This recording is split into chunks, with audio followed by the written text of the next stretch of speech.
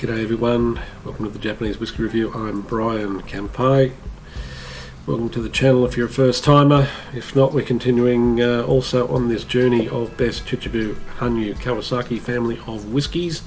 And I'm going to do another one of these Ichiro Malt grain. This one was for Claude Whisky. I bought many whiskies off over the years back in the day of the 10th anniversary. The Claude Whisky has a shop and an online shop as well. It's a bourbon barrel finish. They call it a single cask. It's 8259.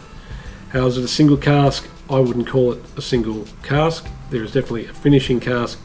So what they do, even though the label says single cask blended whiskey, play on words, whatever you want to call it, is that they blend whiskies. This will have grain whiskey from outside of Japan. It will have Chichibu whiskey. I might have the constituents. In fact, I've got the whole constituency of this whiskey down below. And then they put it in a cask. They marry it all together, put it in a cask, and leave it there for a certain period of time. So yeah, the cask number was again 8259, and it rings in at 59.7% ABV. So let's go. Nose. We got black plums, black cherries, flambe bananas, brandy snaps, caramelized orange slices, toffee and raspberry jam, English breakfast tea, honey, saddlebags, floor polish, dried papaya or pawpaw depending where you come from, mango, rice spice and dusty oak barrels. If you've ever been in a barrel room, you kind of know what a barrel room smells like. There's a bit of dust in the air and just mixing with the oak and things like that. So anyway, let's go. It's a fairly complex nose. Palate: pecan pie, toffee, rhubarb, vanilla and butter. There is some serious richness from the sherry cask and old Kawasaki grain whiskey, which would almost for sure be sherry butt. I may have it down there at the bottom, but it will be a refill sherry butt of Kawasaki single grain whiskey. Quince jam, brown sugar, banana, coal, cherry cream, dried mango, nutmeg and sugared apple pie crust. A few drops of water adds a little pepper and ginger warmth. And there's some orange and sugared pink grapefruit. So again, I found a lot in this whiskey, full-bodied whiskey. Finish: old oak barrels, cigar leaf, hint of pepper taste but not heat. Toffee, cherry cream, bananas and the quince jam.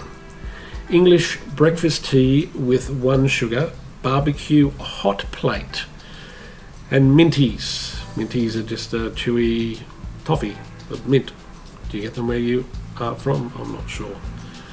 Water brings us a return of the warming pepper and ginger, so the pepper gets a little hotter, and then the ginger, hot ginger spice.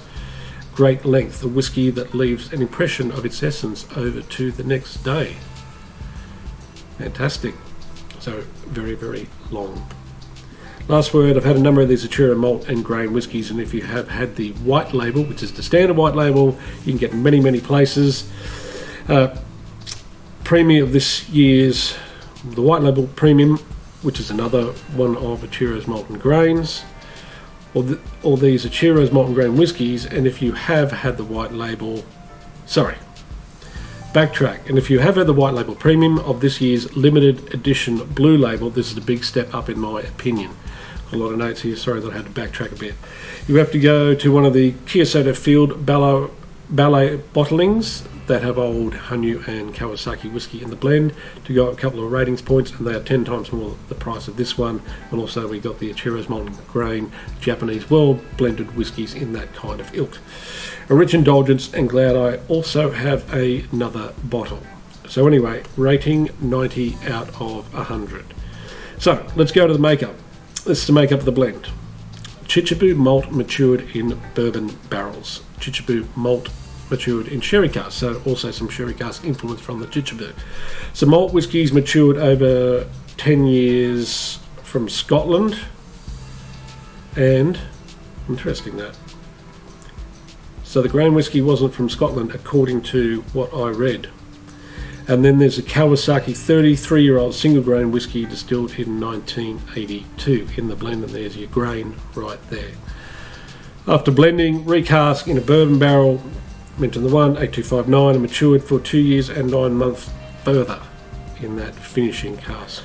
Single cask still, I wouldn't call it a single cask, I would definitely just call it a finishing cask, even though single cask is on the label. Anyway, that's that one. Got more to come of these Chichibu Hanyu Kawasaki's, so thanks for watching. See you in the next video. Bye for now.